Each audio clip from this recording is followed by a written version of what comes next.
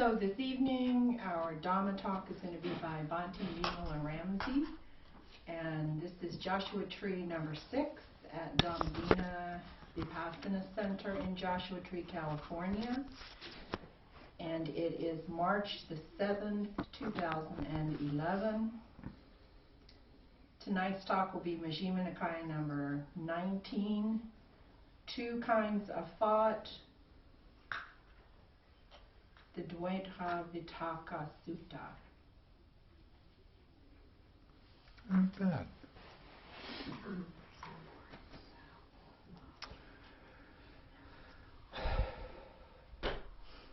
Thus have I heard on one occasion the Blessed One was living in Savatthi at Jeta's Grove, Anathan Pandika's park. There he addressed the monks thus. Monks, venerable sir, they replied, the Blessed One said this. Monks, before my awakening, while I was still only an unawakened bodhisattva, it occurred to me, suppose that I divide my thoughts into two classes. Then I set on one side thoughts of sensual desire, thoughts of ill will, and thoughts of cruelty. I set on the other side thoughts of renunciation, thoughts of non-ill will, and thoughts of non-cruelty. What are thoughts of non-cruelty? Loving kindness. Oh. Compassion. Compassion. Non-ill will is loving kindness. As I abided thus diligent, ardent, and resolute, a thought of sensual desire arose in me. I understood thus. This thought of sensual desire has arisen in me. It leads to my own affliction, to others' affliction, and to the affliction of both. It obstructs wisdom, causes difficulties, and leads away from nibana. When I considered this leads to my own affliction, it subsided in me. When I considered this leads to others' affliction, it subsided in me. When I considered this leads to the affliction of both, it subsided in me. When I considered this obstructs wisdom, causes difficulties, and leads away from nibana, it subsided in me. Whenever a thought of sensual desire arose in me, I abandoned it, removed it, did away with it. How do you do that?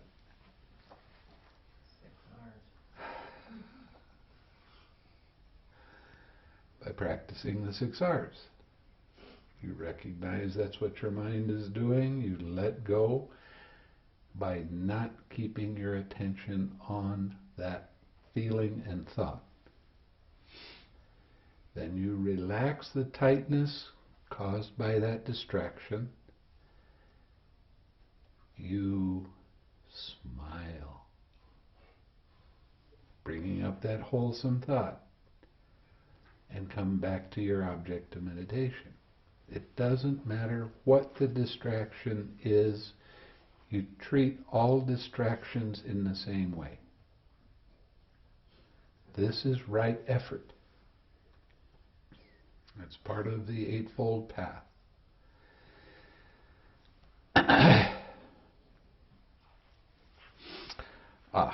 There was another thing I wanted to talk about. When it says it obstructs wisdom, causes difficulty, and leads away from nibana, what is wisdom? Everybody knows what this word's Dependent origination. I've taught you well.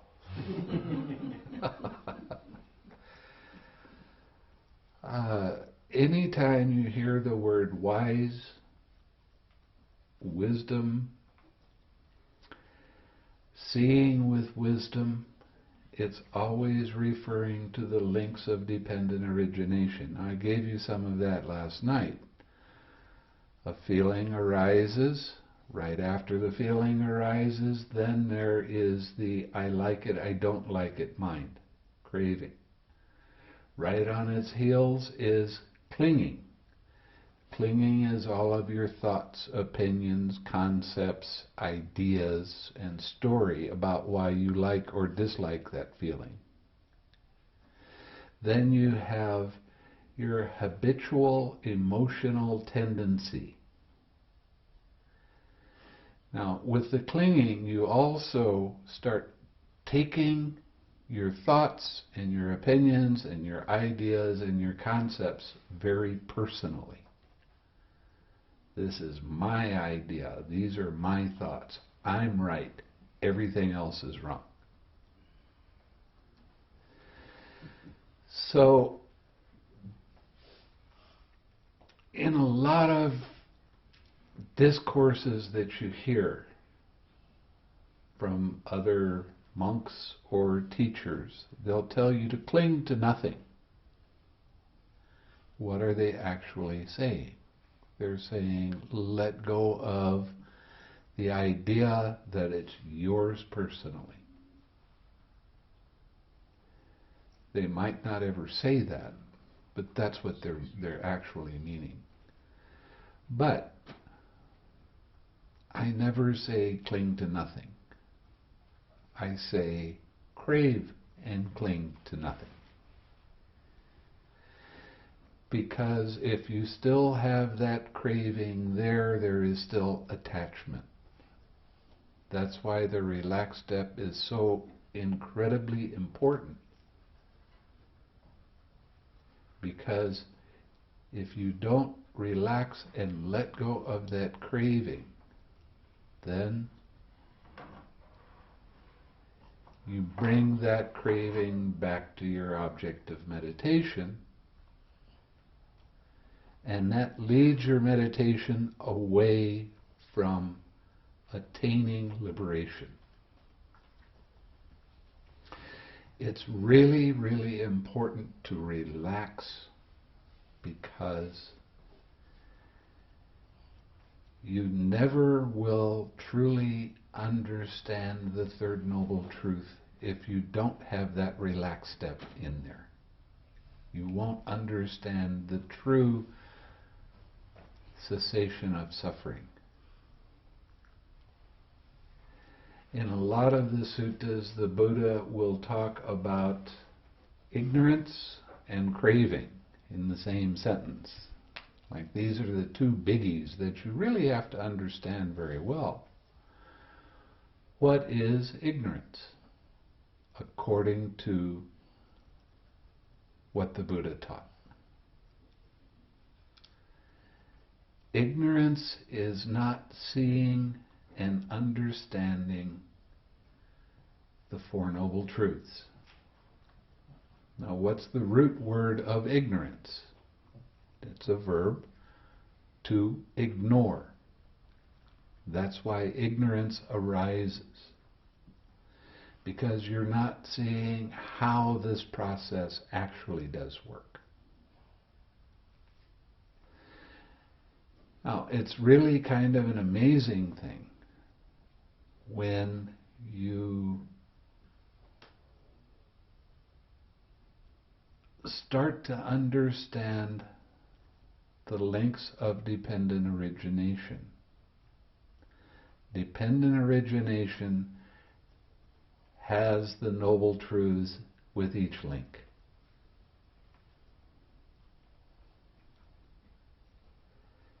This is very seldom taught, especially in this country. People don't understand dependent origination. They don't talk about dependent origination.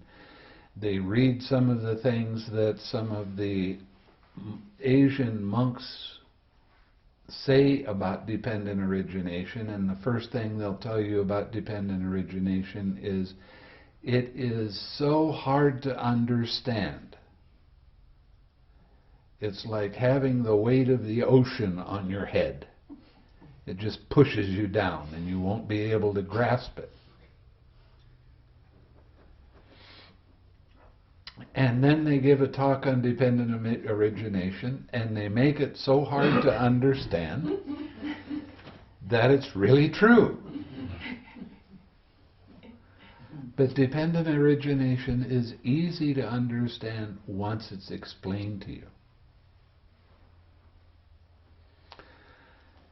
The Buddha talked very much about what you need in a teacher. And what it says in the Samyutta Nikaya is you have to find a teacher that can teach you about each of the links of dependent origination. And if you get that, you're also getting a deep understanding of the Four Noble Truths. Everything in Buddhism is about understanding. And it's about directly seeing. I can explain dependent origination to you from now until the cows come home, but it's only words. When you start seeing it for yourself, it's different. You know, I can explain every one of the jhanas to you, but until you have the experience of the jhana, you're not really going to understand it. This is why intellectual knowledge is not really taught by the Buddha. He wanted you to have direct experience. Intellectual knowledge is very slow compared to your direct experience. And when you start hearing it often enough and you start recognizing, oh, this is a feeling that arose, it's pleasant, unpleasant, neutral. And then you see this tightness that happens in your mind and your body. And it's subtle, it's not easy to recognize. You actually have to be told that it's there to see whether it's there or not.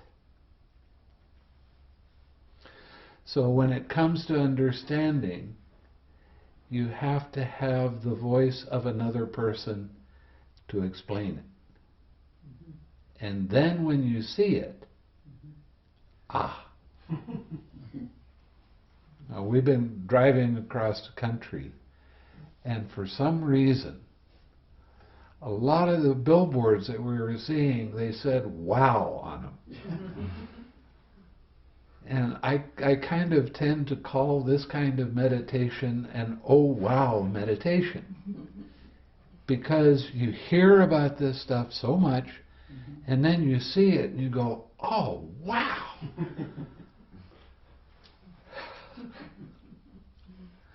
I actually wanted to start a magazine called "Oh Wow."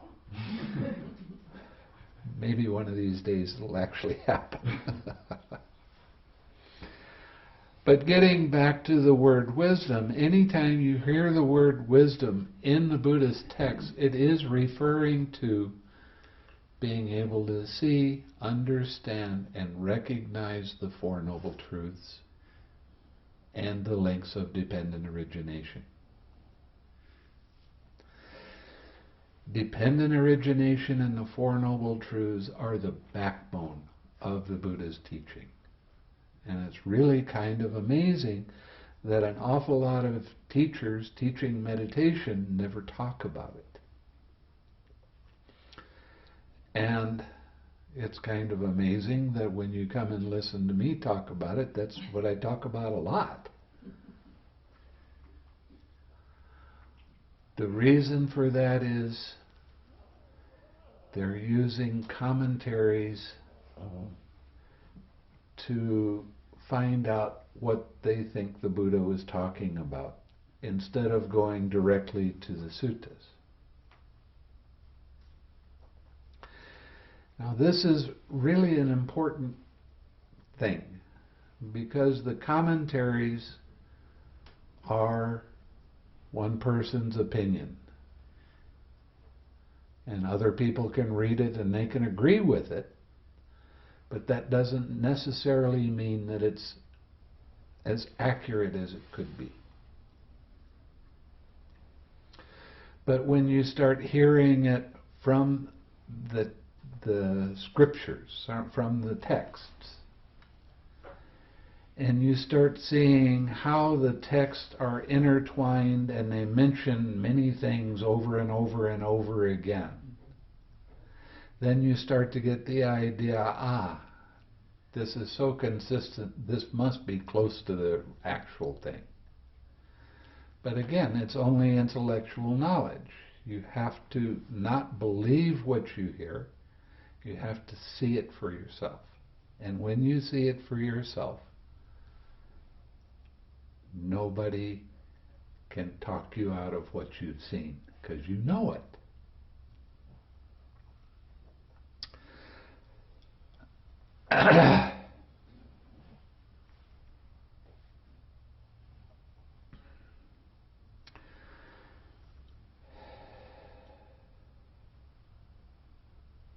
Forgot where I was. You were starting. I moved away, I'm sorry. As I abided thus diligent, ardent, and resolute, a thought of ill will arose in me. I understood thus, this thought of ill will has arisen in me. This leads to my own affliction, to others' affliction, and to the affliction of both. It obstructs wisdom, causes difficulties, and leads away from nibana. When I considered this leads to my own affliction, it subsided in me. When I considered this leads to others' affliction, it subsided in me. When I considered this leads to the affliction of both, it subsided in me. When I considered this obstructs wisdom, causes difficulty, and leads away from nibana, it subsided in me. Whenever a thought of ill will arose in me, I abandoned it, removed it, did away with it. As I abided thus diligent, ardent, and resolute, a thought of cruelty arose in me. I understood thus, this thought of cruelty has arisen in me. This leads to my own affliction, to others' affliction, and to the affliction of both. Why does it lead to your affliction? The thought of cruelty. Yeah. Unwholesome. It's unwholesome. Why is it unwholesome? You're taking something personal in that moment. That's it. Because you're That was a wild guess. That's supposed to say that.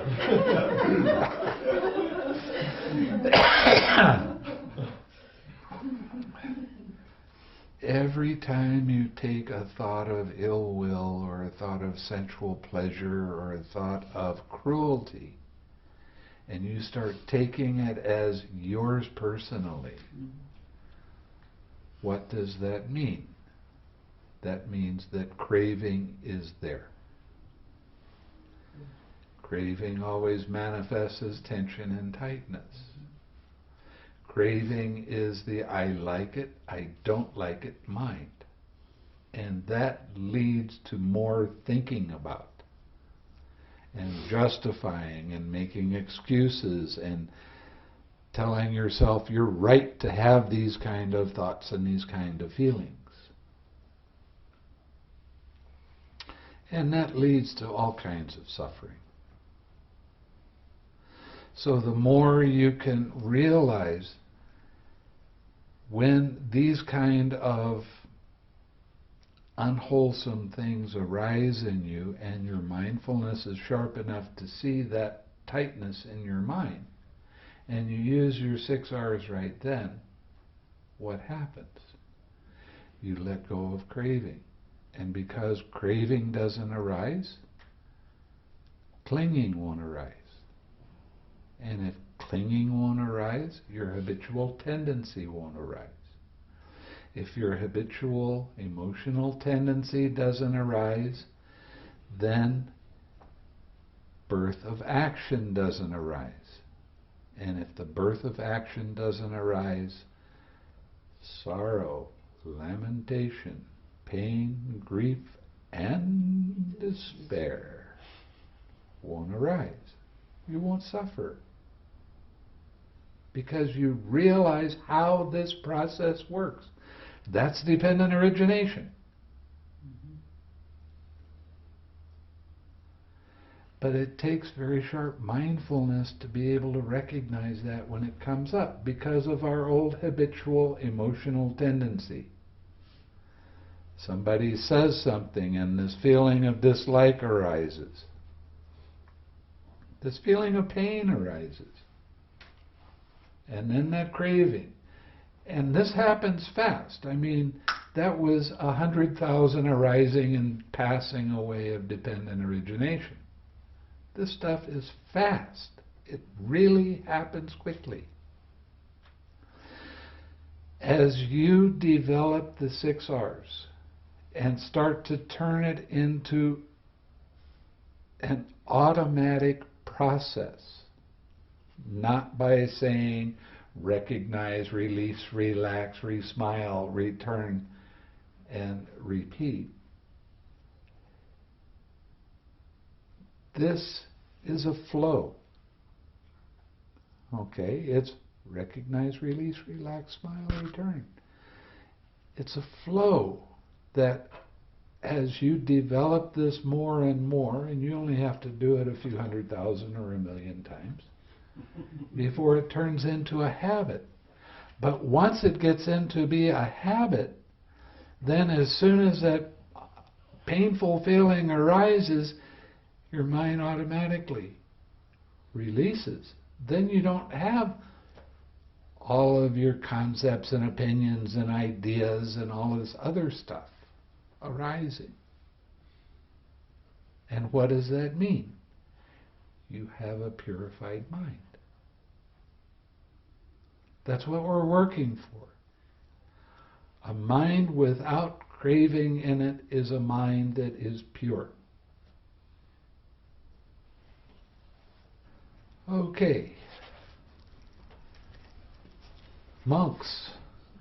Whatever a monk frequently thinks and ponders upon, that will become the inclination of his mind. Now think about that for a minute. What kind of thoughts do you habitually get into? Thoughts of lust, thoughts of dissatisfaction, whatever it happens to be. The more you have those thoughts coming up, the more your mind tends towards those thoughts.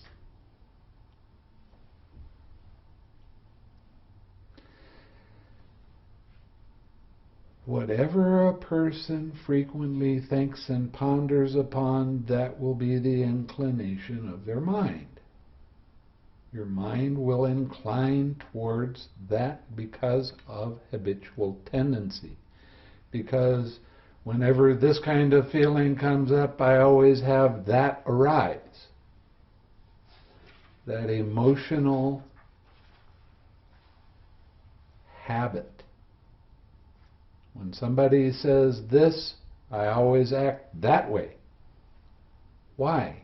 Because of frequently thinking and pondering on that in that way. If he frequently thinks and ponders upon thoughts of sensual desire, he has abandoned the thought of renunciation to cultivate the thought of sensual desire. Then the mind inclines to the thoughts of sensual desire. If one frequently thinks and ponders upon thoughts of ill will or thoughts of cruelty, you've given up thoughts of non-ill will and non-cruelty to cultivate the thought of ill will or cruelty. then your mind will tend towards those kinds of thoughts.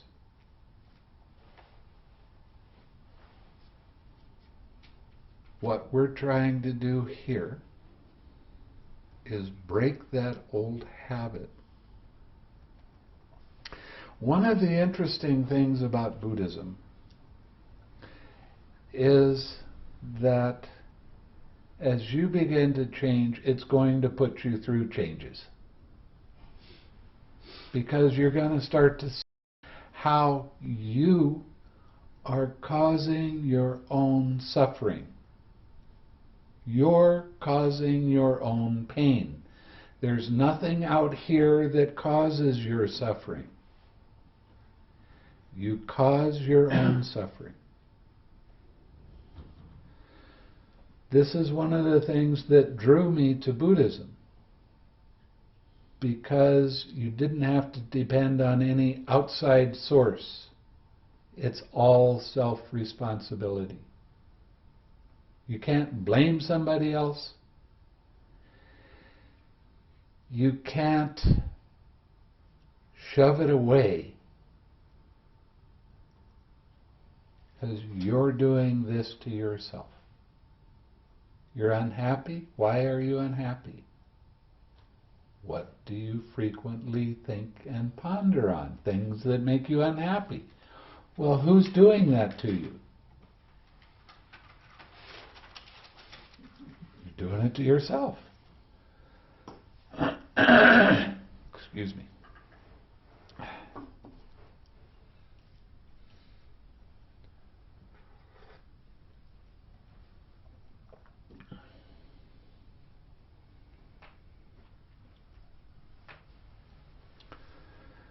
So it's really important to realize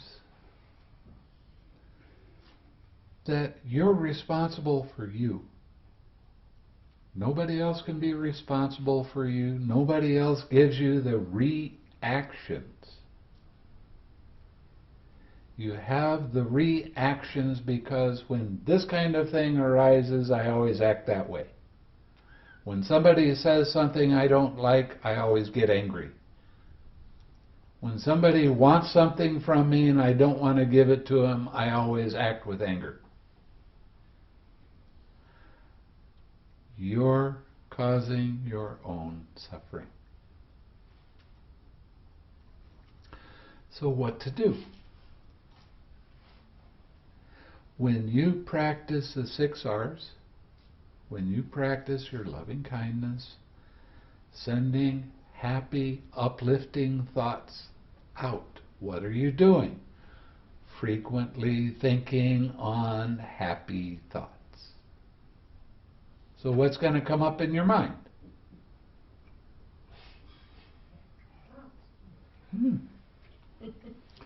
How reasonable.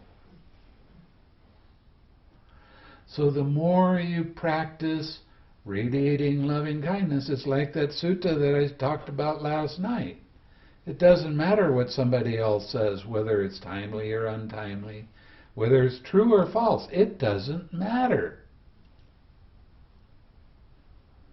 Whether they're coming at you in a rough way or a gentle way, it doesn't matter.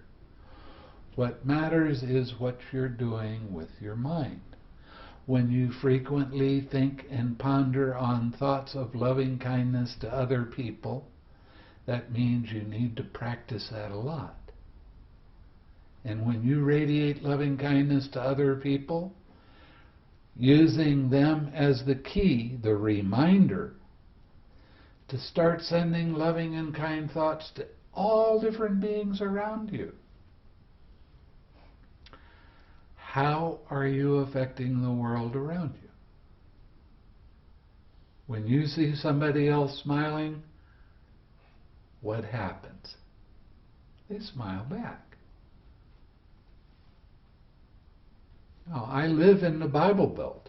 I live in Missouri. And there's a lot of very staunch Christians there. And they're actually a little bit on the pushy side. But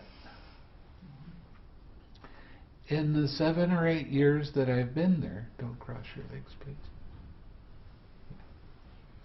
In the 7 or 8 years that I've been there, they at first were very afraid of me. And sometimes they would come up and try to change my mind and make me a Christian. And then they started seeing that I was not trying to convince them of anything. I wasn't evangelizing. I was a regular kind of person. And I would talk to some people and I would do something that would make them laugh. And then I'd walk away and I'd hear them say, you know, he's a pretty nice guy. Now this is really something from where I live. I mean, look at the way that I dress. It's not usual.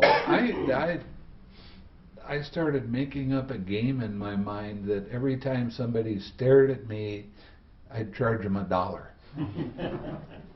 And if they stared at me so hard that they'd walk into something else, then that was a $5 stare.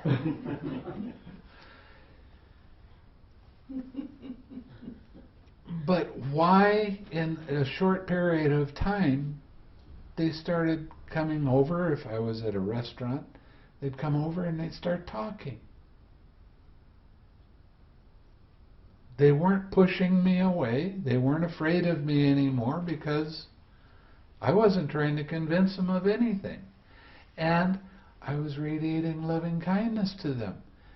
And that made them feel good.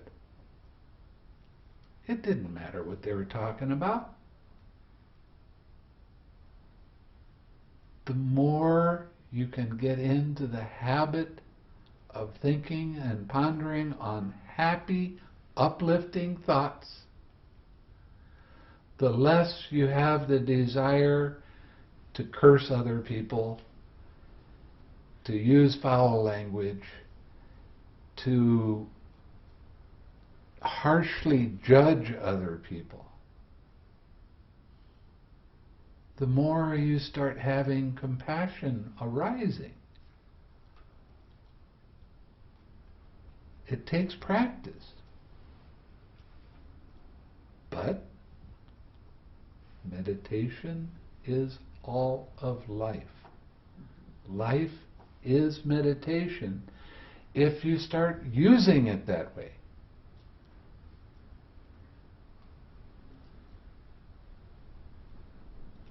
So the more you can develop that mind that has a smile in it and wish other people well, the more your mind tends to do that. And then people will start to notice and they'll say, oh, you're going through some changes. I like this. What are you doing?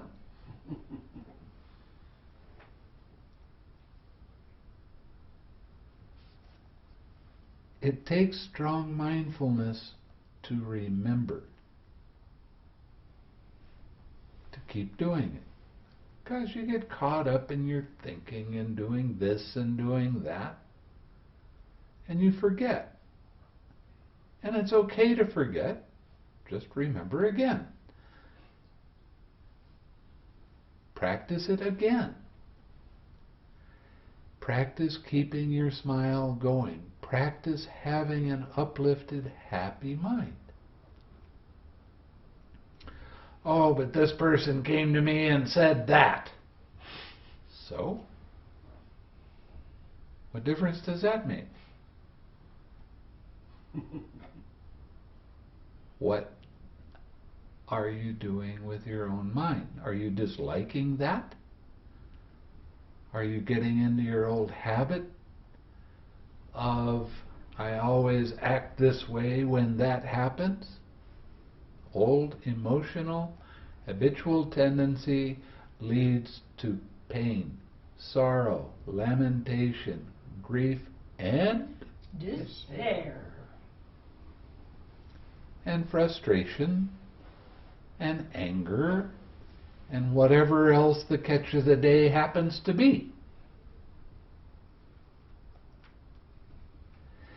If you always have anger arise because something doesn't happen the way you want it to, then it's time to step back and take a look at how does your mind feel at that time. What are you doing to yourself? Are you causing happiness to arise, or are you causing affliction to yourself that leads to affliction of other people?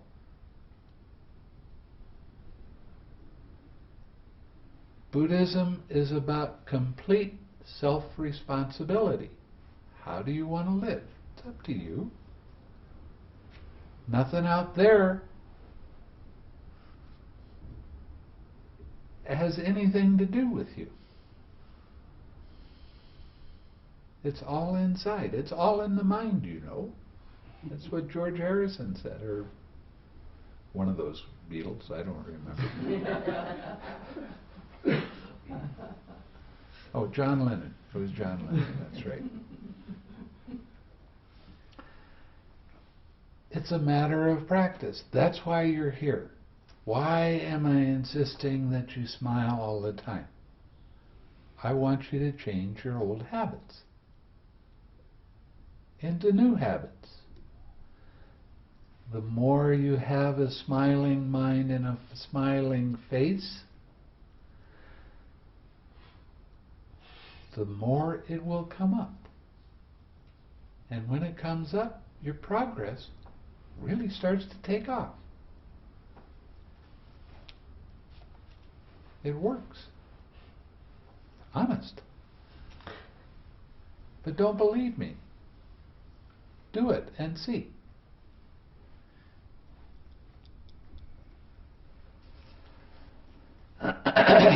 Just as in the last month of the rainy season in the autumn when the crops thicken, a cowherd who guards his cows by constantly tapping and prodding them on this side and that with a stick to check and curb them.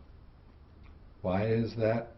Because he sees that he could be flogged, imprisoned, fined, or blamed if he let them stray into the crops. So too, in an unwholesome state, danger, degradation, defilement, and in the wholesome states, the blessings of renunciation, the aspects of cleansing. In Asia, they don't have they don't have barbed wire very often. The fields are open. And you have a herd of cows, they're hungry. They want to go after the rice. So when it's time for the rice is just getting up and the cows really want to get there, they have to force them over, eat that pile of grass over there. Leave this alone. If you don't leave this alone, I'm in big trouble. So he keeps on watching over carefully. That's what we have to do to our mind. We have to watch carefully so it doesn't stray into these unwholesome states and turn into a habitual tendency. So that takes mindfulness. What is mindfulness? Remembering to observe how mind's attention moves from one thing to another. Remembering to observe. And you can't criticize yourself when you forget. If you criticize yourself, is that a wholesome state? What happens in your mind when you criticize yourself? I'm not good enough at this. I'm supposed to be better at this. I forgot for so long. How bad am I?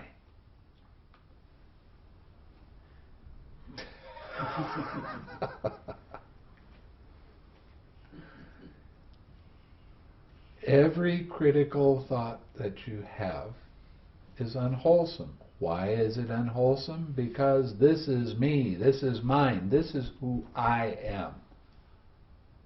Anytime there's that I in there, there is craving. What's the cause of suffering? The big C, craving. So remembering to observe so that you let go of the self-critical thoughts. I mean, we're our own worst enemy, by far. How many times have you done some really brilliantly nice things in a day? And you do one thing that your mind says, that's marginal, I shouldn't have done that. What do you think about the rest of the day? All those nice things you did? What are you frequently thinking and pondering on? Well, you made a mistake. Welcome to the human race. We all make mistakes, and it's okay to make mistakes, just don't repeat them. Learn from your mistakes.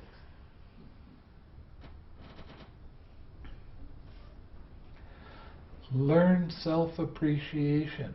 Yeah, I forgot, but how many times did I remember? Oh, that's pretty good. I've remembered this a bunch of times during the day.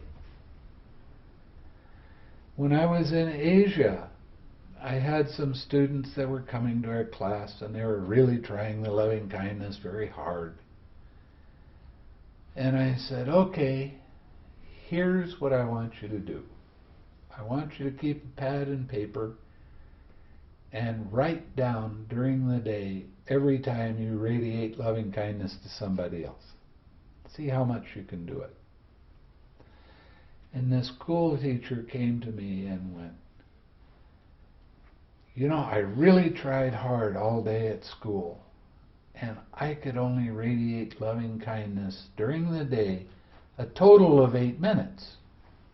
And she was criticizing herself for that. And I said, what's wrong with that? Yeah, but it was only 8 minutes. I should have. Whoops. Who's being critical? That's the start. Now, tomorrow, try to make it 9 minutes. This isn't easy. It's simple. But the hardest part is to remember while you're doing your daily activities. Radiating loving kindness. If you can't radiate loving kindness, at least smile. That helps your mind to be uplifted. Then you start developing and frequently thinking more uplifting thoughts.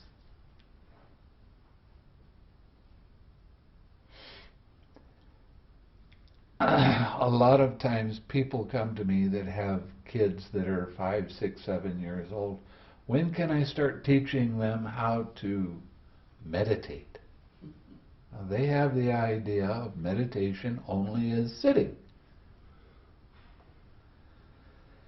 So I tell them, when you take them to bed, generally read something to them and spend time with them until they go to sleep. So what you do is you get them to say out loud, I wish Mom happiness. I wish Dad happiness. And then go through all the brothers and any of the other relatives and any friends that they can think of. What are we doing when we do that?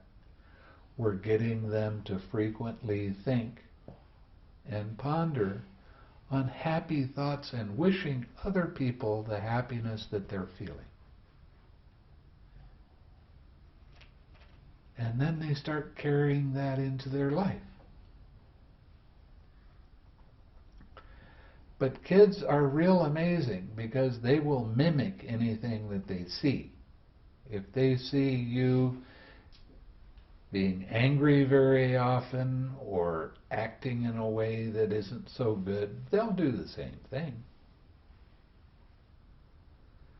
So when they see you saying nice things to other people and making them smile, they will mimic you. They will do the same thing.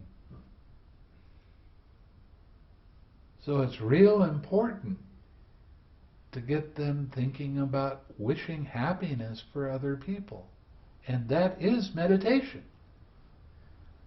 Thinking uplifting thoughts, wishing other people well, frequently thinking and pondering on happy thoughts. As I abided thus diligent, ardent, and resolute, a thought of renunciation arose in me. I understood thus: this thought of renunciation has arisen in me. This does not lead to my own affliction, or to others' affliction, or to the affliction of both. It aids wisdom, does not cause difficulties, and leads to nibana. What does nibana mean? That's a word that is used a lot in Buddhism.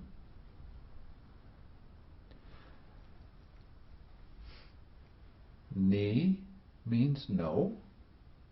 Bana means fire. So there's no heat.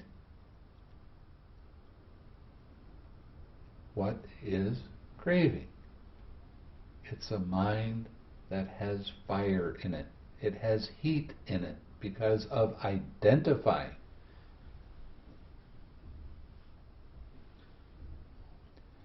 So nibana, there's two kinds of nibana. One is the mundane nibana, and one is the super mundane nibana. That's the one everybody thinks about. And it's kind of comical because every now and then I will give a discourse on the two kinds of nibana. And I put it in a book. And this guy was doing a review of my book.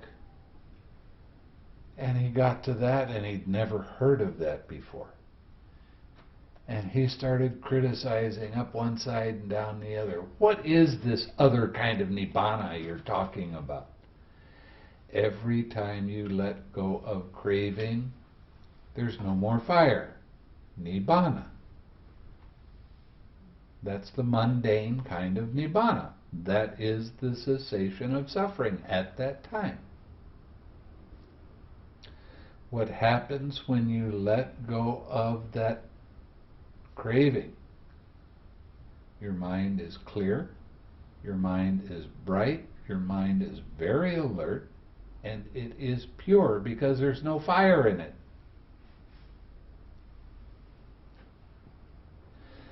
So you bring that back to a smile. And put a smile into whatever you're doing.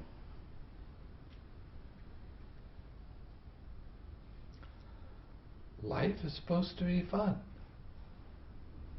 Do you ever remember anybody in your life when you got to a certain age who said, okay, you got to be serious now. This is hard work. You got to do it. Well, I'd like to slap that person who did that. Who said that to me? I believed him. That's the thing that's really dumb.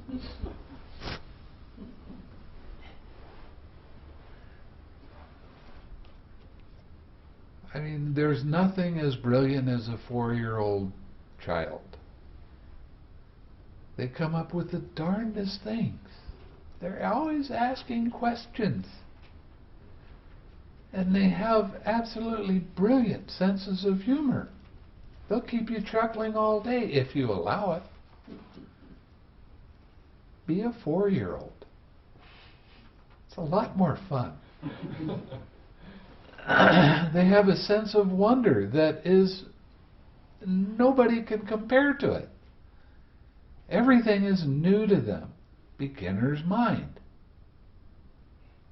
Beginner's mind is very important for this practice Do you know what's going to happen a minute from now? Do you know what I'm going to say a minute from now? No. Well, why try to guess what I'm going to say? Why try to project what I'm going to say? Or do? I mean, I could jump out of this chair and go sit on your lap. It could happen, who knows?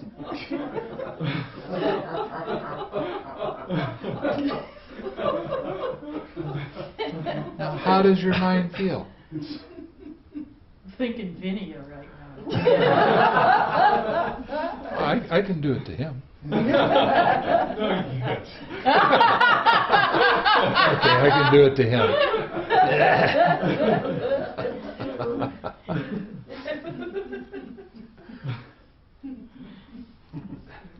But see that sense of fun?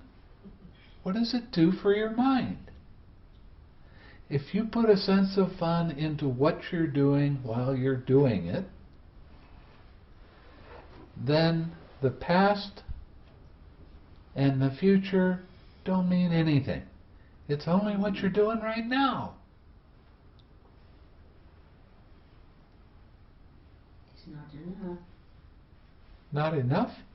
for the mind. Continues. It will continue, but it'll be uplifted.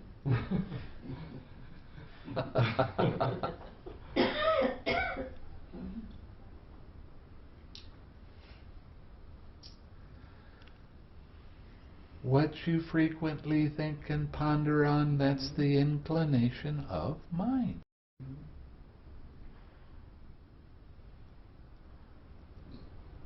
Well, I have all these responsibilities. I have to do this, I have to do that. It's your choice whether you do it with a serious mind or a fun mind.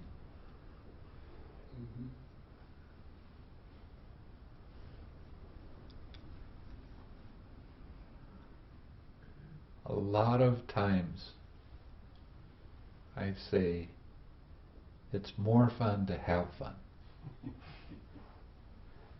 You've heard that one once or twice, I think. And it's okay. I give everybody here permission to have fun. How's that? I know a lot of people need permission for things. So I give you complete and total permission. Can I have it in writing? Absolutely.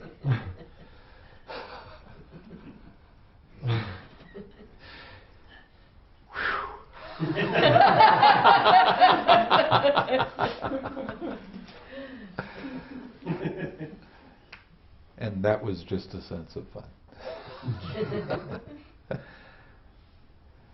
Okay. If I think and ponder on a thought of renunciation, even for a night, even for a day, even for a day and a night, I see nothing to fear from it. But with excessive thinking and pondering, I might tire my body. And when the body is tired, mind becomes strained. And when the mind is strained, it's far from being collected.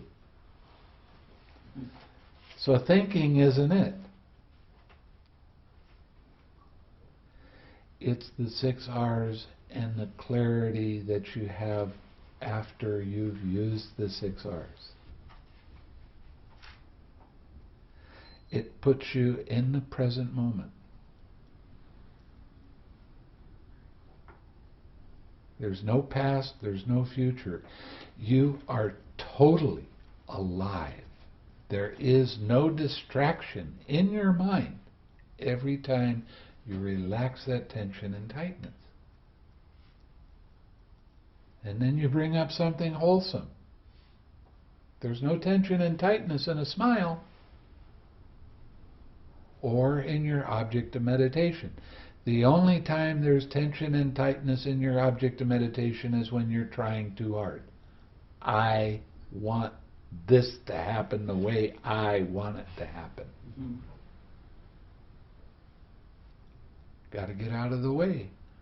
Let the present moment develop what the Buddha called wisdom's eye. What is wisdom's eye? Wisdom's eye is a mind that sees without any distraction, without any craving in it. That's what you're learning how to develop when you practice the 6 R's.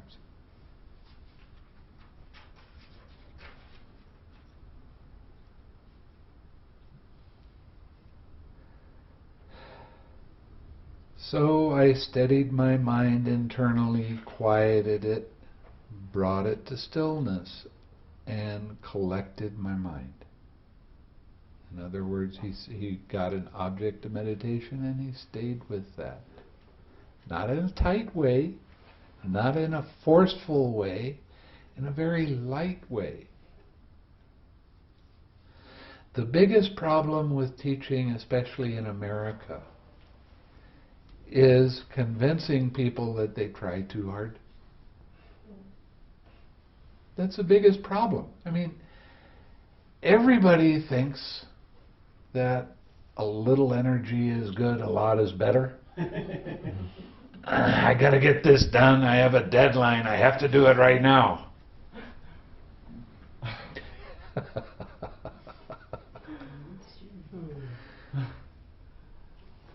And it's just the opposite of what we really need to be doing. We need to be backing off with our energy and our effort and our desire to accomplish. There's nothing to accomplish. Be happy. Smile. Relax into it.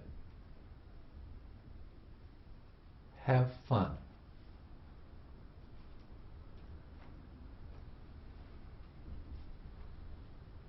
Get out of the way. Just back off. Now, quite often, especially when people are practicing any form of one-pointed concentration, they always get to a certain point in that meditation and they start complaining about the headache they got. Oh, it's really tense, it's really tight. Why is that? Well, because they're practicing having their mind on their object of meditation and trying to have it glued there, so they put a little bit more effort into holding on to that. And then a distraction happens anyway. They let go of that and immediately come back to their object of meditation, bringing that tension and tightness back to their object of meditation, which eventually causes tightness, tension, trying too hard, not letting go enough.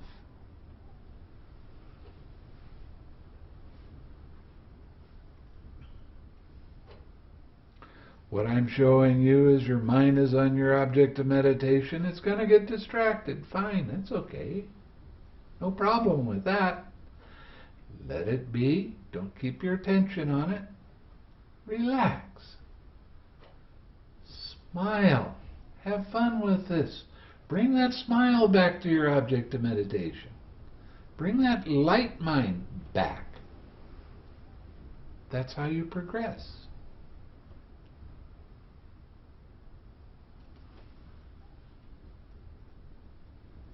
So I highly recommend that once you start on this path, you stay on this path. If you start messing around with different kinds of meditation, you'll kind of mix and match, and then your progress becomes almost non-existent. You have to be able just to stay, develop your patience so you stay with just one meditation all the time. Use that meditation every day, all day, as much as you can remember. Don't mix up anything else with it, and your progress gets better and better as you go deeper. This kind of mindfulness is what the Buddha was talking about. That word mindfulness, I read a whole article in a magazine with 4 different teachers from 4 different kinds of Buddhism. One of them was Vajrayana, one of them was Mahayana, one of them was Zen, one of them was Theravada. And they were all talking about the word mindfulness. And at the end of the article, they'd all had something to say, but it was really kind of confusing. The author of the article said, I guess we'll have to have another article so we can find out what mindfulness is. Now, they just discussed it. One man said, mindfulness is remembering to remember to remember. Great. What's that supposed to mean? Mindfulness is remembering to observe how mind's attention moves from one thing to another. How does it happen? That's the key word, how. Because when you look at how mind's attention moves, 1, you're taking the personality out of that and starting to see it as a process. 2, you're starting to recognize how the links of dependent origination actually occur, and you're seeing that for yourself. That leads to freedom.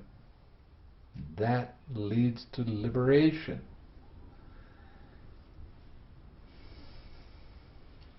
That leads to happiness. And every time you see how it works, you go, oh, wow. Look at that. You know, wonderment is it. And when that happens, you go, I've seen that so many times. Why didn't I recognize it before? And that puts a sense of fun into your practice. And you start getting real interested. Oh, maybe I'll be able to see that in something else. After you get used to being able to see this, you can see how it arises in other people. Oh, that's how that works. Wow.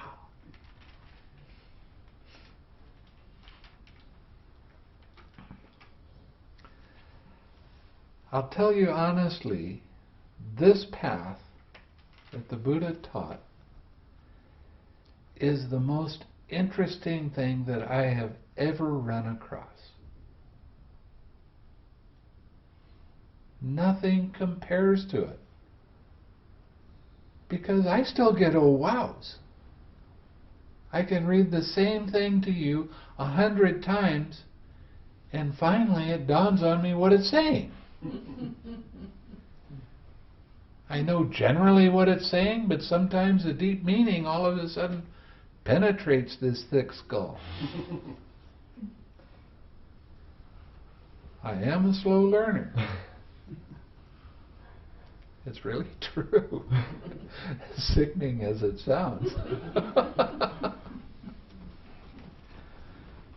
I mean, it took me 20 years of doing the same practice to find out it didn't work. 20 years. Jeez.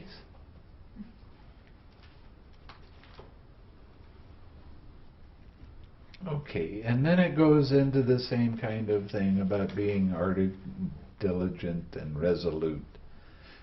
And then it does it with non-ill will and non-cruelty, and how if you do it for a day and a night and get caught up in your thinking, that it'll tire your body out. When it tires your body out, your mind gets fuzzy.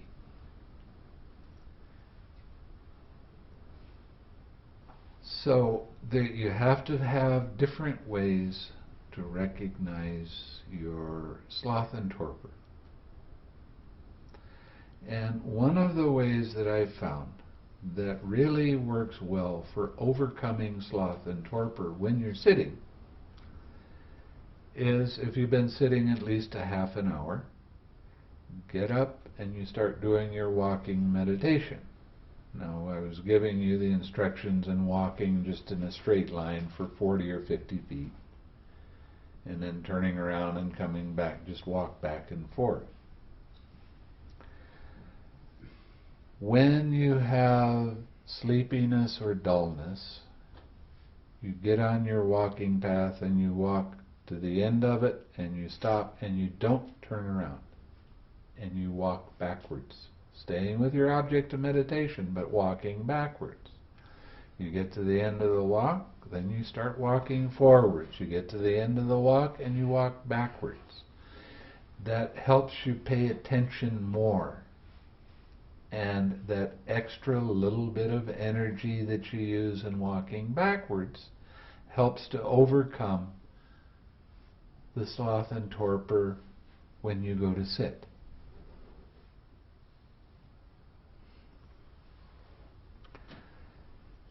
Okay.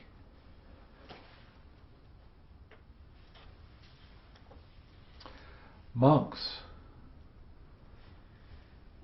Whatever a person frequently thinks and ponders upon, that will be the inclination of their mind. If he frequently thinks and ponders on thoughts of renunciation, he has abandoned the thought of sensual desire. Renunciation means letting go. Sensual desire is, I want it. At one of the sense doors, I want this taste, I want this smell, I want this touch, I want this sight, I want this sound. I want this kind of thought. I want. Renunciation means letting go of that craving and allowing whatever's going to be there without trying to change it or make it different.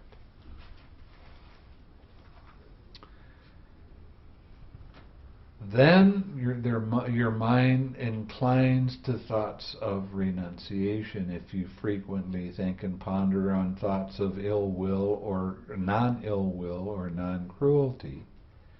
You have abandoned the thought of ill will or cruelty to cultivate the thought of non-ill will and non-cruelty. And then your mind inclines to thoughts of non-ill will and non-cruelty. It's real simple. You have thoughts of, this person did this to me and I want revenge, then that's what you're going to think of, and that's going to taint the way you see the world around you. It's going to color it. And it leads to your affliction, and it leads to other person's affliction. Affliction means pain, suffering. Holding a thought of dislike because somebody did something that you didn't like when you were in the 5th grade, and you're still holding on to it, it's clouding the way you think about other things. So you have to be able to recognize that, let it be, relax, smile, and then start bringing up wholesome thoughts. Now, on the internet, we had this one man that is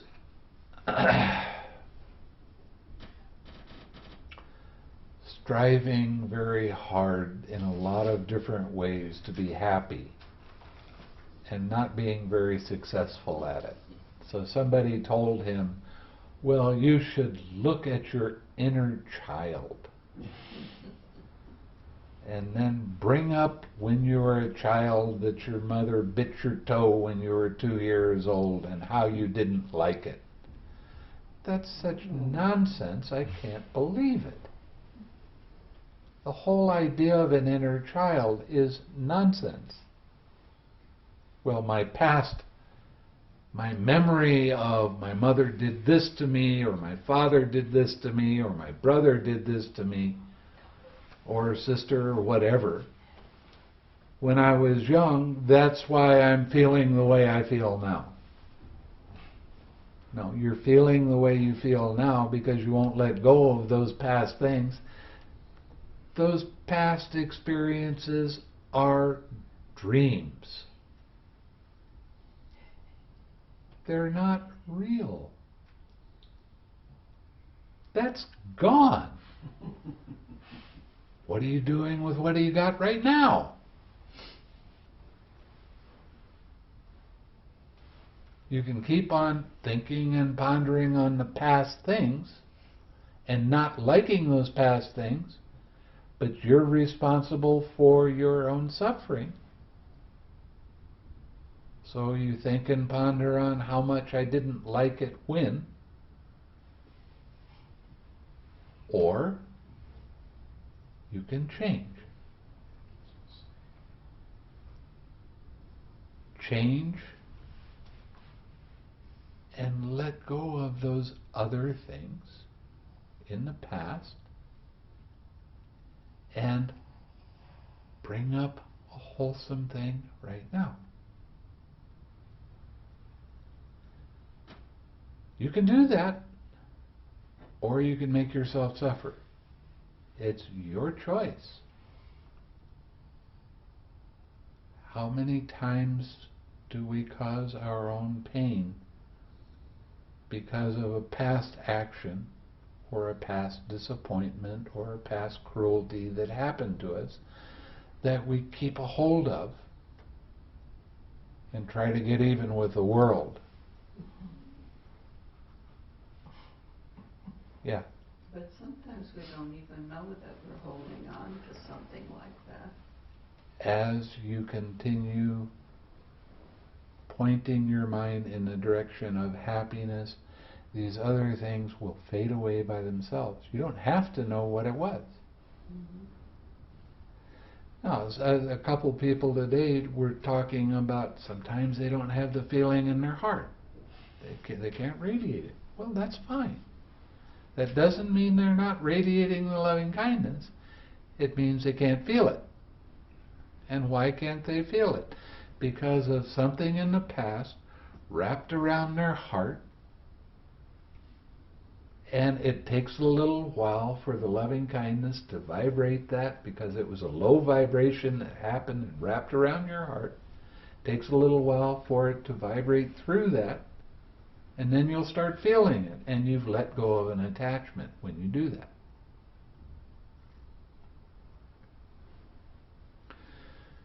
You don't have to know what the cause was.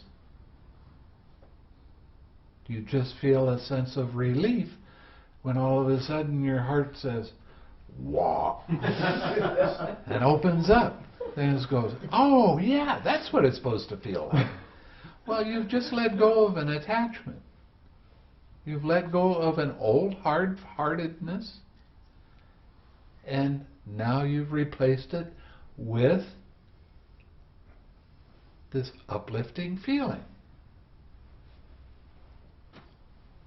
You don't have to know what every feeling is or why it arises. What you do with what arises in the present moment dictates what's in the future. That's karma. You have a choice. I can take this feeling and I can fight it and I can wrestle with it and I can try to think the feeling away, but it doesn't work. Or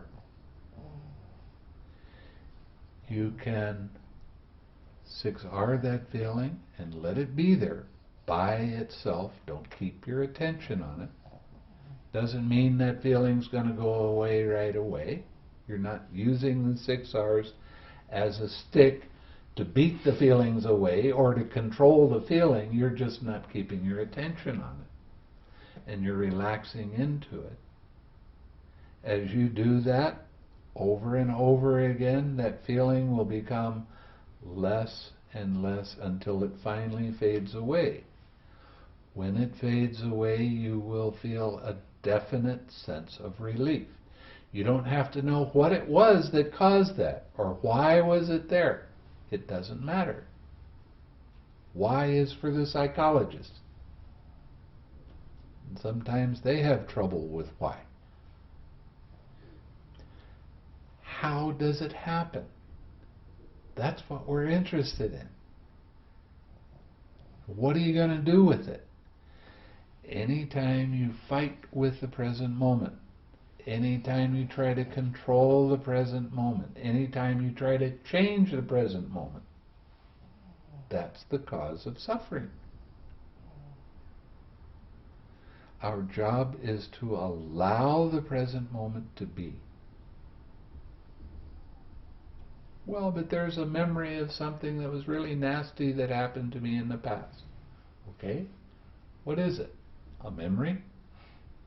Did you ask that memory to arise? Did you sit there and think, you know, I haven't thought about that rotten thing that happened to me last year or 10 years ago? No, it came up because the conditions are right for it to come up now. What you do with what arises in the present moment dictates what happens in the future. If you fight what is happening in the present moment, you can look forward to that arising again and again and again and again until you finally learn that that doesn't work.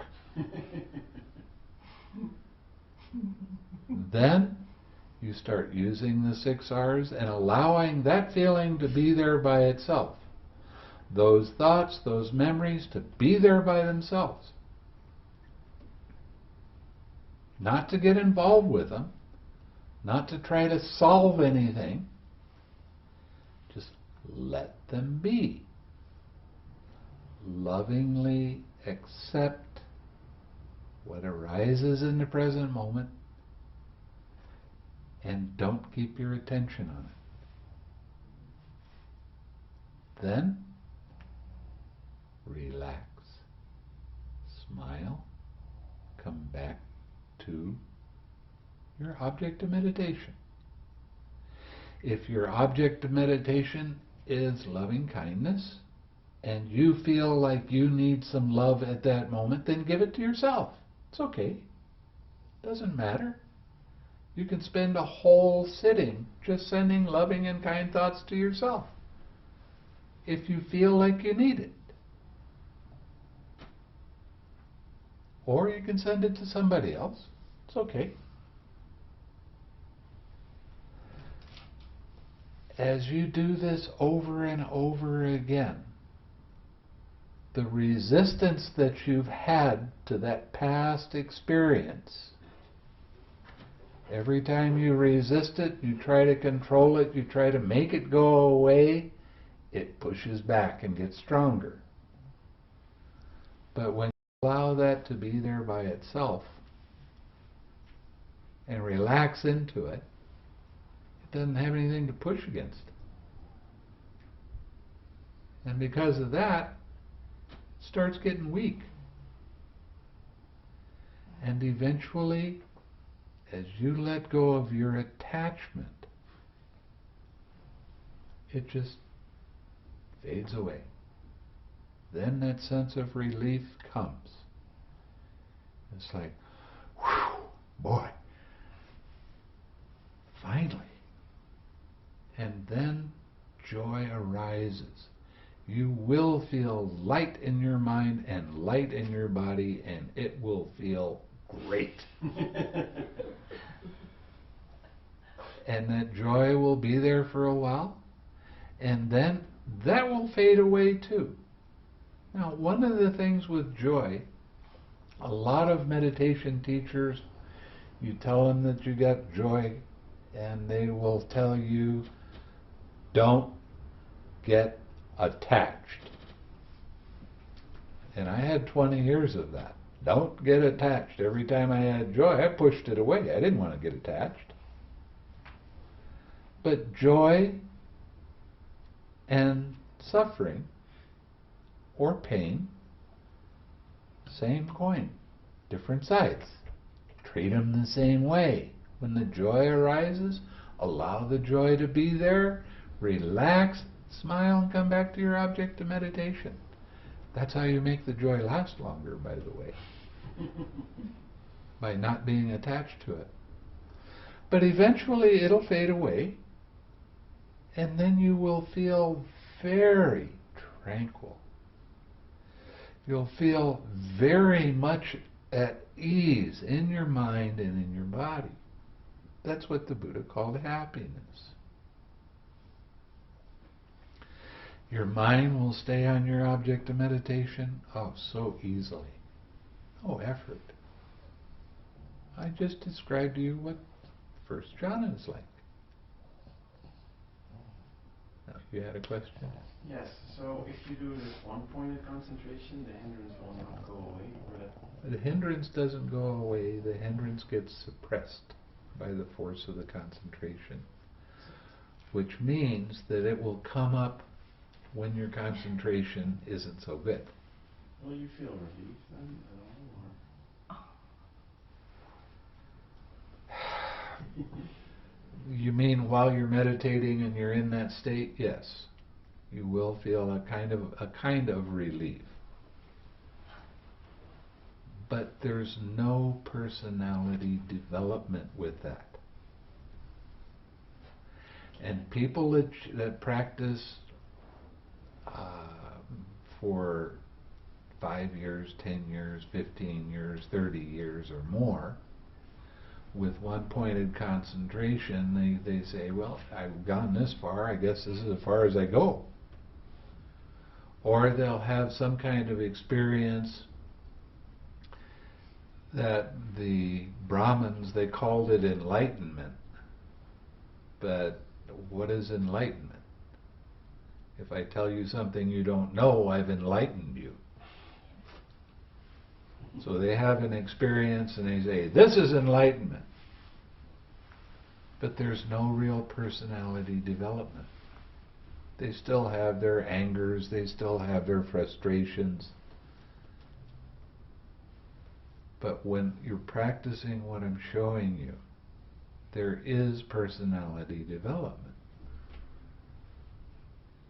And when you let go of that hindrance, that particular hindrance isn't going to come up and bother you anymore. You might have one that's similar come up. But the hindrance is teaching you a lesson. Where is your attachment? Frustration, anger, dissatisfaction, sadness, fear, anxiety. It doesn't matter what the name of it is. As you allow that feeling to be and relax into that and gently smile and come back to your object of meditation, the hindrances, whenever they come up, they get a little bit weaker and a little bit weaker. Now the reason for this relaxed step is because you can recognize when this happens, not only with sitting, but with your daily activities. And you start having dispassion towards these kind of feelings when they come up. You're not so passionate with them, and you don't have so much pain and suffering with them. Now you're starting to recognize, and you're teaching yourself this. You're starting to recognize how you cause your own pain, and then you start letting it go. Simple. Not easy. Yeah. In addition, the hindrances also pointed to the condition of the mind. For example, if there was too much energy or if there was not enough energy. Well, it does that too. And that was really important because as you're dealing with these real subtle states of mind, and a particular hindrance would come up and would indicate what was going on, which may not be very apparent at first, but the hindrance would be like a flag saying this is what's going on. Right. Right. There is that, but that's in the deeper stages. I'm talking in the beginning stages right now, actually. So it's as you go deeper in your practice, you go to the second jhana, the third jhana, the fourth jhana, the hindrances don't become so important to you, and you start to use them as your signpost for energy. Now, you're still going to have hindrances come up, and they'll knock you out of the jhana. But you know how to deal with them, you know what to do with them, and it's easy just to let them be, even though it might be a memory of something that had bothered you when you first started out meditating. Now you see it and you have the equanimity so that you don't get caught up so much, and you start seeing the amount of energy you use to try to change it or make it different, and you start backing off from that, and then you start getting into balance that way. Yeah. Why do these hindrances always seem to cloud your mind so bad? Like, it's not like That's you why have they're an idea called what's going on. hindrances. You know something's not right. But that's why they're called hindrances, because they stop you from staying with your object of meditation. It hinders you because that's where your attachment is. I am that. I am these thoughts. I am these feelings. I am these sensations. I don't like these. Or I do like these. Your mind's not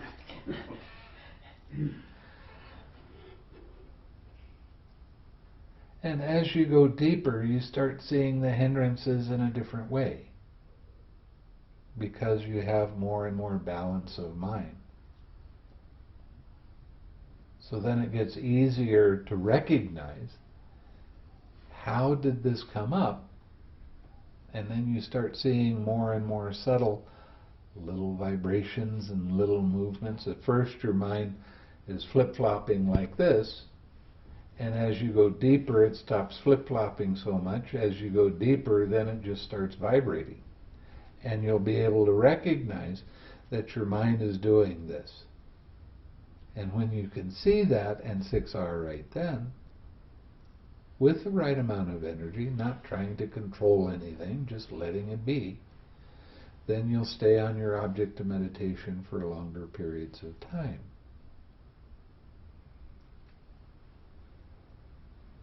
So you'll be able to see little tiny movements as you go deeper.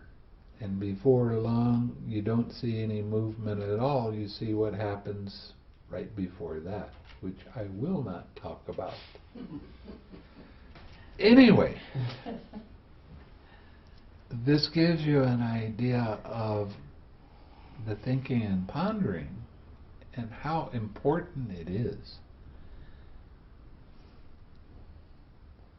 to remember to smile and be happy.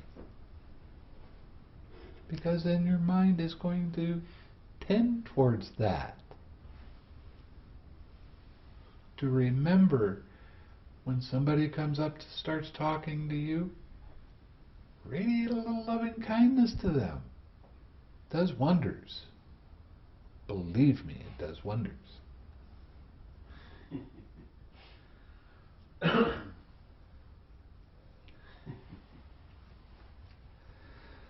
Just as in the last month of the hot season, when all the crops have been brought inside the villages, a cowherd would regard his cows while staying at the root of a tree or out in the open, since he needs only to be mindful that the cows are there. So too, there was need for me only to be mindful that those states were there. Observe these states while they're there. Stay with these states as long as you can. When there's movement of mind's attention, recognize it, release, relax, smile, come back.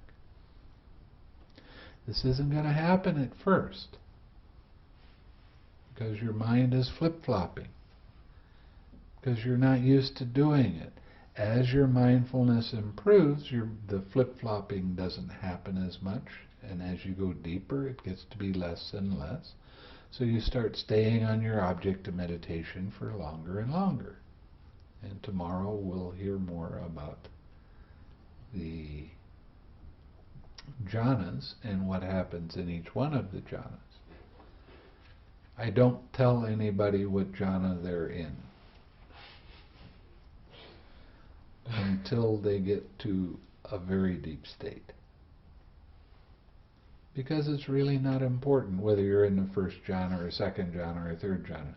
It's not important for you, it's only a guidepost for me to see where you are so I know how to talk to you.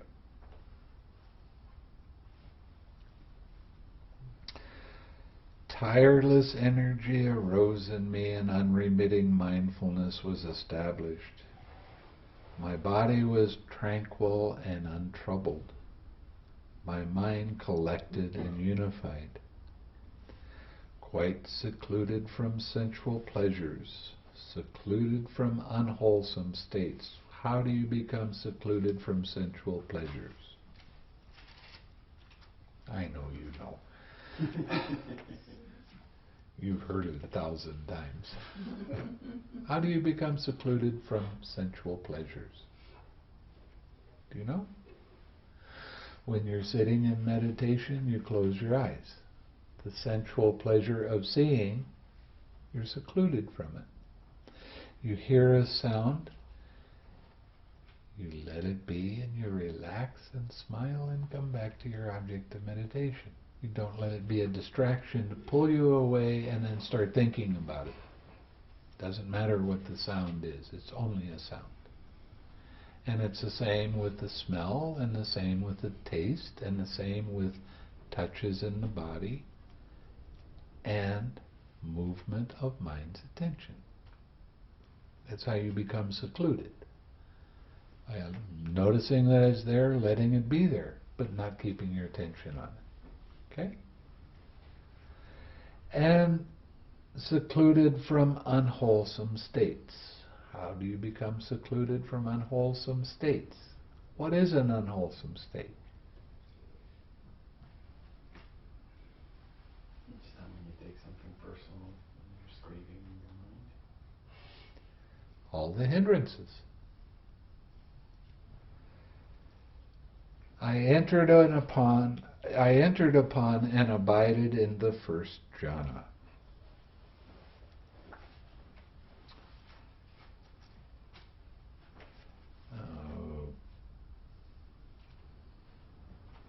Really? Okay.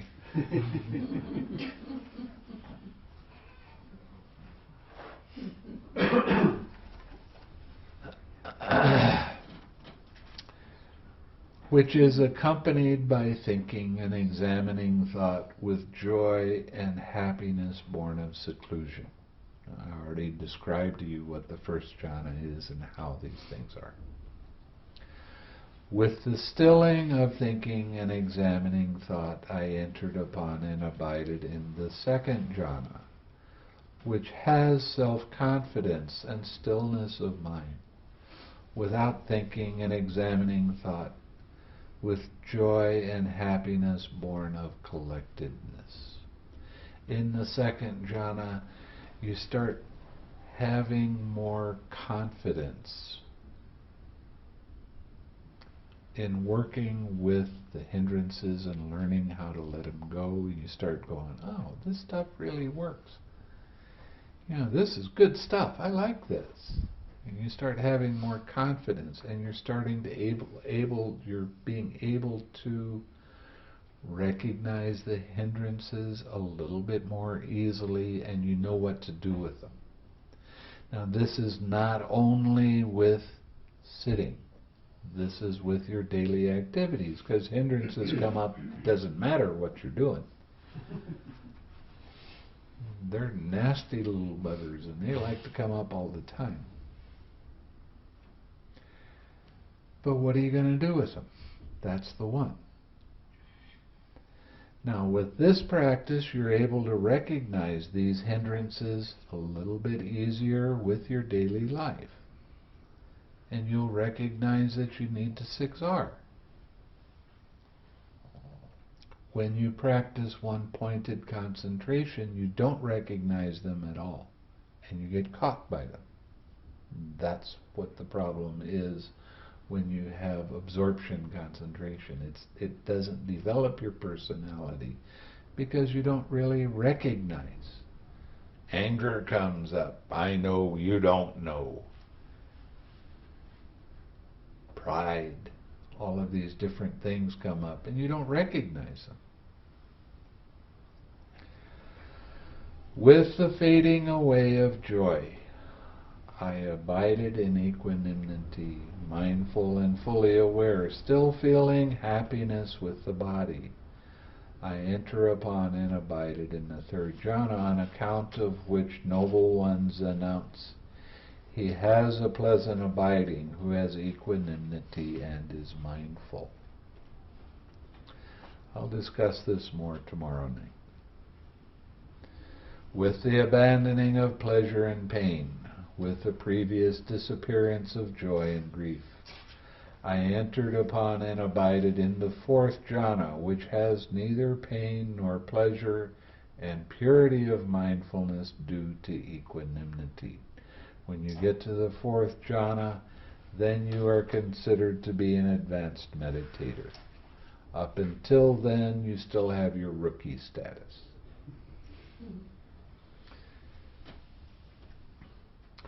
When my collected mind was thus purified, bright, unblemished, rid of imperfections, malleable, wieldy, and steady, and attained to imperturbability, I directed it to the knowledge of recollection of past lives. I recollected my manifold past lives, that is, 1 birth, 2, 3, 4, 5, 10, 20, 30, 40, 50, 100, 1,000, 100,000 births, many eons of world contraction, many eons of world expansion, many eons of world contraction and expansion.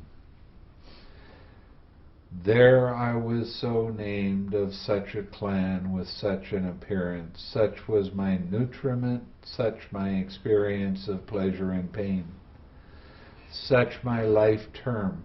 Passing away from there, I reappeared elsewhere. Remembering past lifetimes is just learning how to develop your memory. That's what it actually is. But you need to have good, very good equanimity. You have to have this balance of mind, because there's going to be past lifetimes where you've done things that aren't so nice. And you've done things that are very nice, but you have to have balance of mind to be able to remember these kinds of things. So I won't teach anybody how to remember past lifetimes until they get at least to the fourth jhana. At least. And sometimes I won't teach them at all. Even if they want it. It depends. Depends on the situation. So, this is called the first true knowledge. Not everybody goes through this. There are 3 ways to attain nibana. There are 3 paths that lead to the attainment of nibana. One is going through all of the rupa jhanas, that means the first 4 jhanas, and the fourth jhana has 4 different aspects to it. It's called infinite space, infinite consciousness, nothingness, neither perception nor non-perception. So you go through all of these different jhanas and different aspects of the fourth jhana. Then you'll get to a place where there is the cessation of perception, feeling, and consciousness. It just isn't there anymore. And you'll be in that state for a period of time. You have not attained nibbana yet. That's very close. When you come out of that state, you will see the links of dependent origination, how they arise, and you will see the cessation of all of the links of dependent origination. By seeing that it is such a big, oh wow, that you truly understand this is how everything really does work. And it's such a big release that you get into an unconditioned state. That's nibbana, the super-mundane nibbana. That's the first way, and the way that I prefer to teach how to get into nibbana. The next way is for people that are very sensitive to feeling.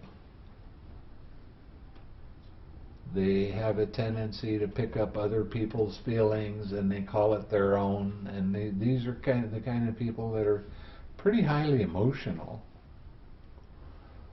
But they'll get to the fourth jhana and then they will start having things happen to them naturally. They start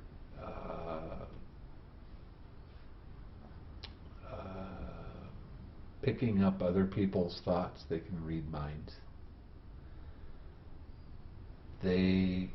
After they develop for a while, they can fly in the air. Sounds odd, but I've had a student do that.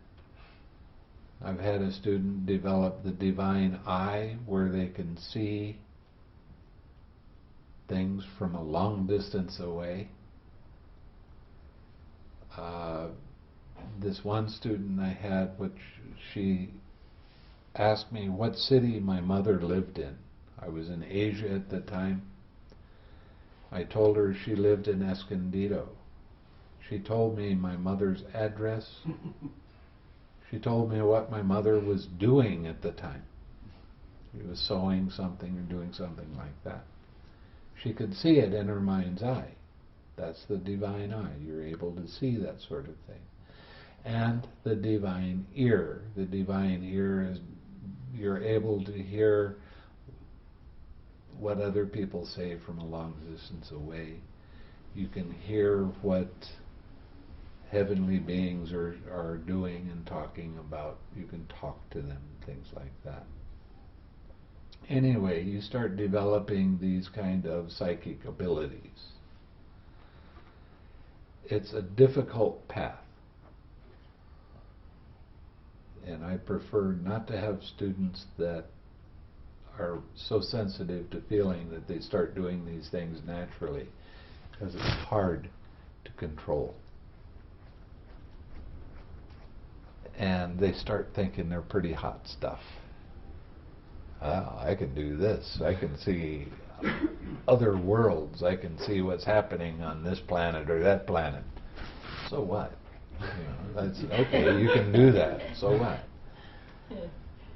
Or I can read other people's minds. I know what that person is thinking. So what? We're all thinking the same nonsense anyway. It doesn't really matter. But when they get to a certain degree in their collectedness, they will be able also remember past lifetimes and all this other thing. Then they'll get to where they develop their mind to such a degree that the cessation of perception, feeling, and consciousness occurs.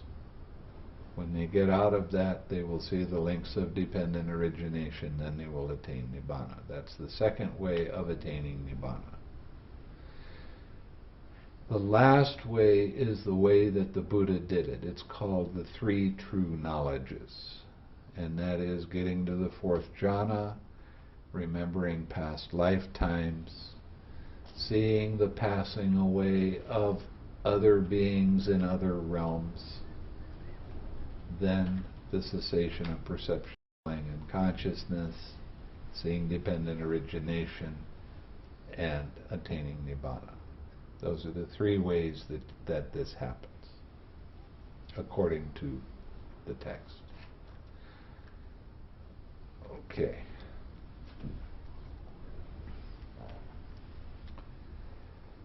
And I really highly do not recommend that people remember past lifetimes until they get to the fourth jhana, because it can be somewhat scary. This was the first true knowledge attained by me in the first watch of the night. Ignorance was banished and true knowledge arose. Darkness was banished and radiance arose, as happens in one who is diligent, ardent, and resolute. When my collected mind was thus purified, bright, and unblemished, rid of imperfection, malleable, wieldy, steady, and attained to imperturbability, I directed it to the knowledge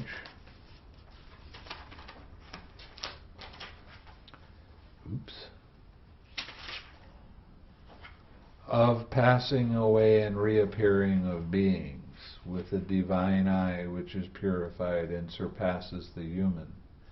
I saw beings passing away and reappearing, inferior and superior, fair and ugly, fortunate and unfortunate. I understood how beings pass on according to their actions. Those worthy beings who were ill-conducted in body, speech, and mind, reviler of noble ones, wrong in their views, giving effect to wrong view in their action on the dissolution of the body after death, have reappeared in a state of deprivation, in a bad destination, even in hell. But these worthy beings who were well conducted in their body, speech, and mind, not revilers and noble ones, right in their views, giving effect to right view in their actions, on the dissolution of the body after death, they reappear in a good destination, even in a heavenly world. Thus, with the divine eye which is purified and surpasses the human, I saw beings passing away and reappearing, inferior and superior, fair and ugly, fortunate and unfortunate. I understood how these beings pass on according to their actions. This is the second true knowledge attained by me in the middle watch of the night. Ignorance was banished, true knowledge arose, darkness was banished, and radiance arose, as happens in one who abides diligent, ardent, and resolute. When my collected mind was thus purified, bright, and unblemished, rid of imperfections, malleable, wieldy, steady, and attained to imperturbability, I directed it to the knowledge of the destruction of the taints. I directly knew as it actually is, this is suffering. I directly knew as it actually is, this is the origin of suffering. I directly knew as it actually is, this is the cessation of suffering. I directly knew as it actually is, this is the way that leads to the cessation of suffering. I directly knew as it actually is, these are the taints. I directly knew as it actually is, this is the origin of the taints. I directly knew as it actually is, this is the cessation of the taints. I directly knew as it actually is, this is the way leading to the cessation of the taints. I knew and saw thus. When I knew and saw thus, my mind was liberated from the taint of sensual desire, from the taint of being, from the taint of ignorance. When it was liberated, there came the knowledge that it is liberated. I directly knew birth is destroyed, the holy life has been lived. What had to be done has been done. There is no more coming to any state of being. This is the third true knowledge attained by me in the last watch of the night. Ignorance was banished, true knowledge arose, darkness was banished, and radiance arose, as happens in one who abides diligent, ardent, and resolute.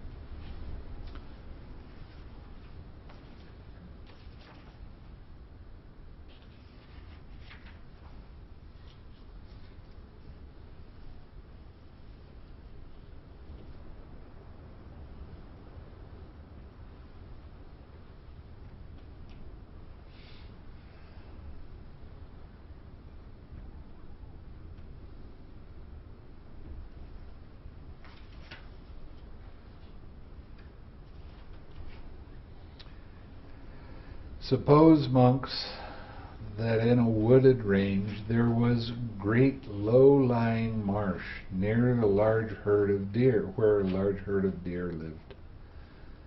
Then a man appeared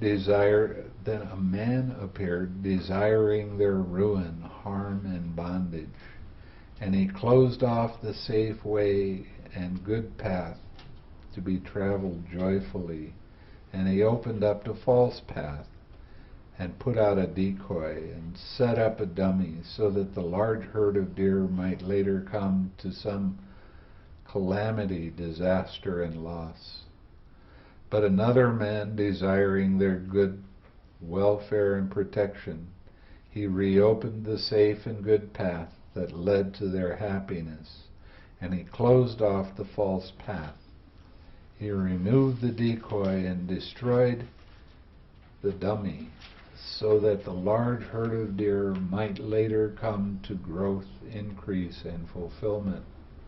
Monks, I have given this simile in order to convey a meaning. This is the meaning. A low-lying marsh is a term for sensual pleasures. A large herd of deer is a term for beings. A man desiring their ruin, harm, and bondage is a term for Mara, the evil one. The false path is a term for the wrong eightfold path, that is, wrong perspective, wrong imaging, wrong communication, wrong movement, wrong lifestyle, wrong practice, wrong observation, and wrong collectedness. The decoy is a term for delight and lust. The dummy is a term for ignorance.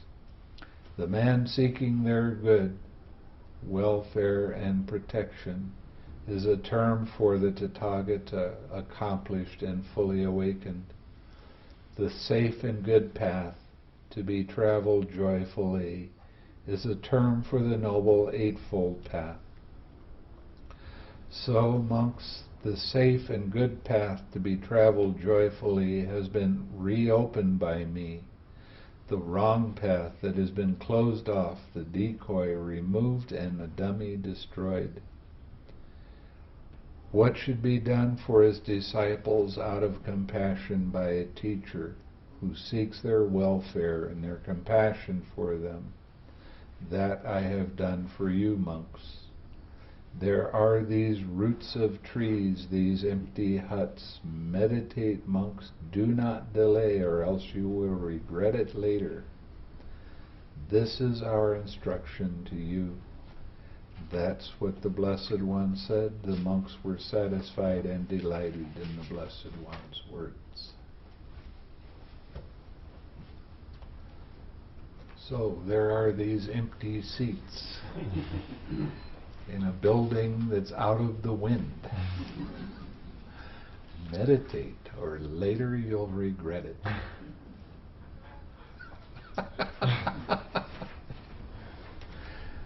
Okay, does anybody have any questions with what I've said tonight? Yeah. I wanted to ask you about the taints. The taints. You listed in that sutta 3 taints. Yes. Are there more than the No. 3 taints? So Those there's are it. the sensual pleasure. The taint of being, there's 3 kinds of being, and I'm starting to call those in my own translation distractions. The first distraction is the desire for sensual things. It's a humanly sensual realm. The second taint is the desire to attain one of the heavenly realms, the rupa jhana. The third is the arupa jhana. Now all of these are called taints because you don't attain nibana. Okay, they stop you from attaining nibana because you only go that far, and if you don't get into the cessation of perception, feeling, and consciousness, and see the links of dependent origination, then it's a taint because you'll stop there. And that means you still have to come back. So that was the taint of being? Yeah.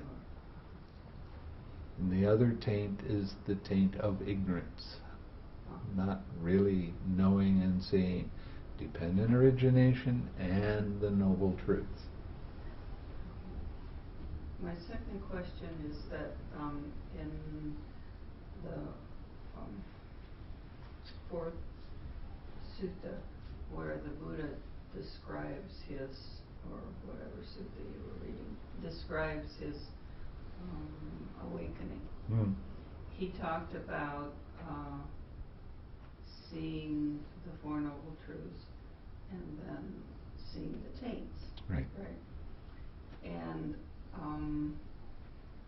I know that there are teachers that feel that just seeing the Four Noble Truths is, you know, Well, the requisite for yeah, that's awakening.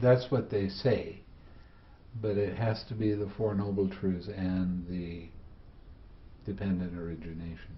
But not in that sutta. Well, see, the thing is that some of the influence of the translator is from the Visuddhimagga. And they put the taints in from the Visuddhimagga, but the original text doesn't have the taints. It has the Four Noble Truths, independent origination. So some of the translations aren't as accurate as it can be because they're going by commentary that is popular but not necessarily as correct as it could be.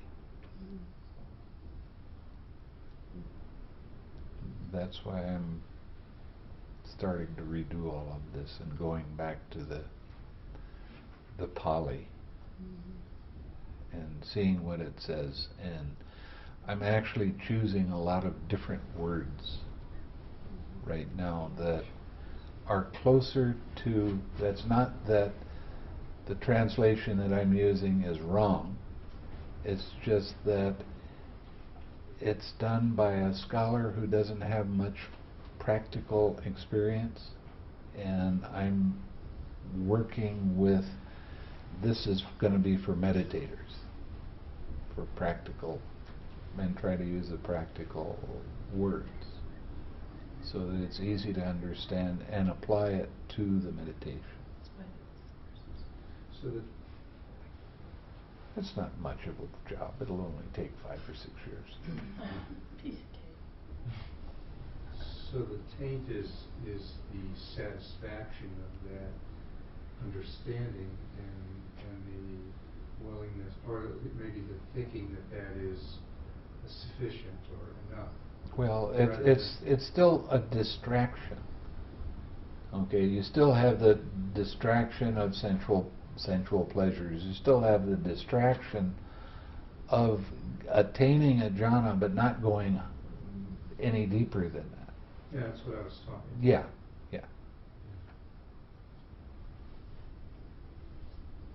And that's why that's considered a taint. And then the taint of not truly understanding the Four Noble Truths because you haven't seen it with each of the links of dependent origination. And that's what got left out.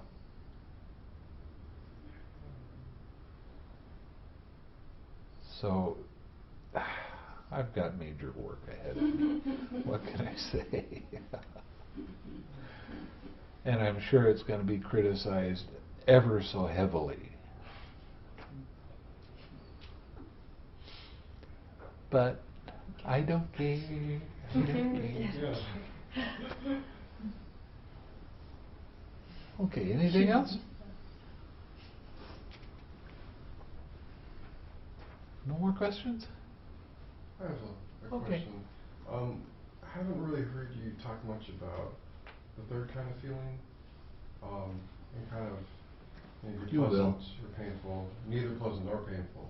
It seems like when you're not flip-flopping just between, I like or I don't like, pleasant and unpleasant, that you end up noticing more feelings, the ones that are neither pleasant nor painful. Right? And, I guess you're still...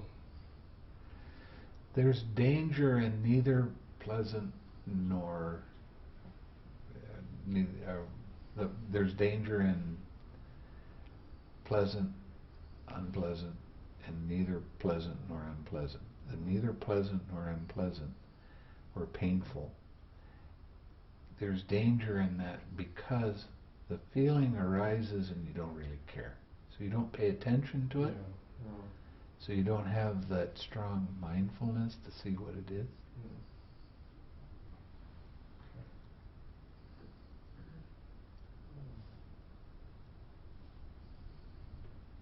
Okay?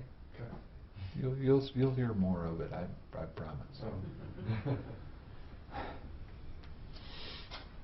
And you won't think you need the 6R, perhaps, is that what you're Well, saying? it's just that you don't even pay attention to it because it's not pleasant and it's not unpleasant.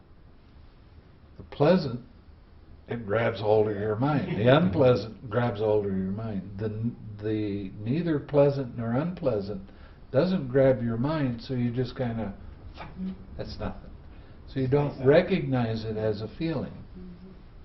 But the feeling is there. Yeah. It's just different. Would you put into it the aspect of indifference? Yes. People become very indifferent to it. Yeah. And therein lies the problem. Uh-huh. Yeah.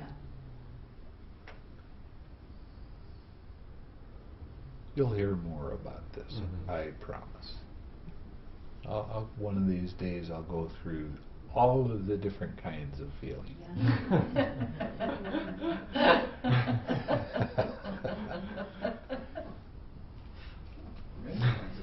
Many kinds of feeling. Okay? Okay, let's share some merit then. May suffering ones be suffering free, and the fear-struck fearless be. May the grieving shed all grief, and may all beings find relief. May all beings share this merit that we have thus acquired for the acquisition of all kinds of happiness. May beings inhabiting space and earth, devas and nagas of mighty powers, share this merit of ours. May they long protect the Buddhist dispensation. Sadhu, sadhu, sadhu.